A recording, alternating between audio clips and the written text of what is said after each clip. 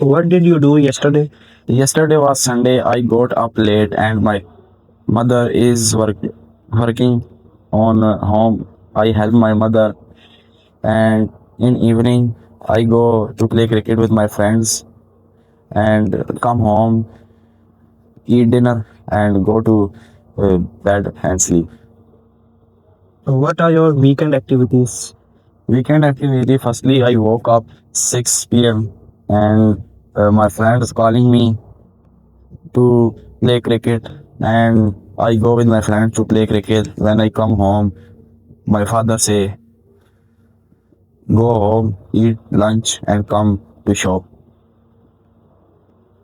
Who is your favorite teacher? My favorite teacher is Abdul Jabbar Advocate. He is a very good person. He teach us English. He learn he I learn with him English. He explain everyone in detail. Describe your bedroom.